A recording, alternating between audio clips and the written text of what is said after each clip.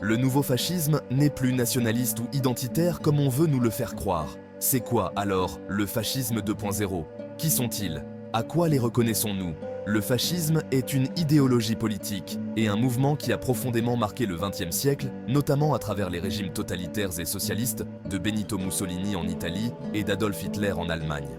Son apparition et son développement ont eu des conséquences dramatiques sur le monde, menant à des guerres et des génocides. Le concept de fascisme a évolué au fil du temps, et ses manifestations modernes diffèrent des formes historiques classiques.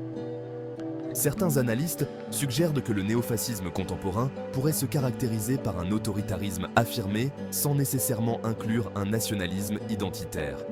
Explorons cette perspective en nous concentrant sur les caractéristiques de ce nouveau fascisme et ses implications.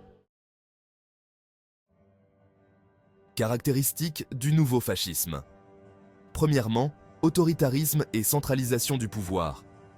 Le nouveau fascisme se manifeste par une tendance marquée à centraliser le pouvoir politique et à affaiblir les institutions démocratiques. Les dirigeants adoptent des mesures pour limiter les libertés civiles, manipuler les élections et réduire le rôle des contre-pouvoirs, judiciaires, médias, société civile. Deuxièmement, technocratie et efficacité. Contrairement à l'ancien fascisme, qui utilisait souvent un discours nationaliste identitaire, le nouveau fascisme se présente sous un vernis technocratique, mettant en avant l'efficacité, la modernisation et la rationalité des politiques publiques pour justifier des mesures autoritaires. Troisièmement, populisme anti-élite.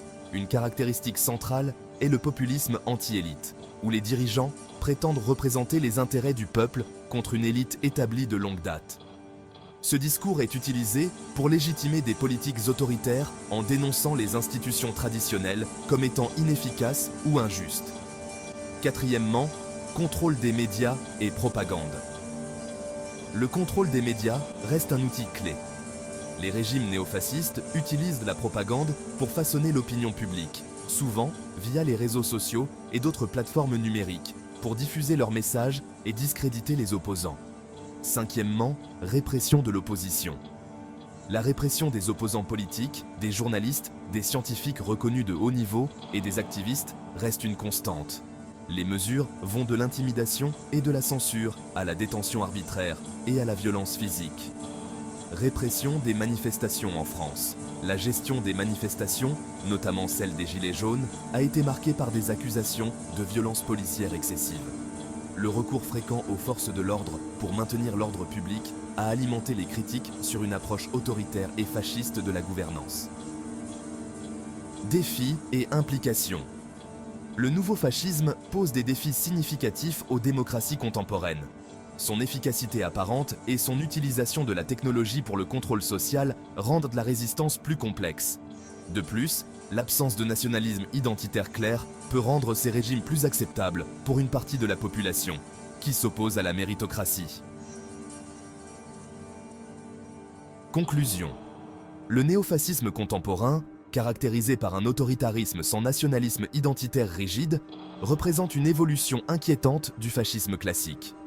En mettant l'accent sur l'efficacité, le contrôle technocratique et le populisme anti-élite, ces régimes séduisent une partie de la population opposée à la méritocratie, ce qui fait baisser le niveau des écoles et remet en question l'évolution de la société. Pourquoi alors qualifie-t-on le Rassemblement national de fasciste? Tout simplement parce que le Rassemblement national prône la préférence nationale et s'oppose à une immigration incompatible avec nos mœurs et notre culture chrétienne. Les incivilités, les attaques au couteau, les viols et les cambriolages témoignent de cette incompatibilité. Qui sont alors les véritables fascistes? Comme toujours, ils se trouvent à gauche et maintenant aussi au centre. Ces dernières années ont montré un glissement de tous les partis politiques vers la gauche, sauf le RN et une partie des LR. Cette tendance soulève des questions sur la véritable nature des accusations de fascisme. L'écrivain italien Ignazio Silone disait « Le fascisme ne reviendra pas sous la forme du fascisme, il reviendra sous la forme d'un antifascisme.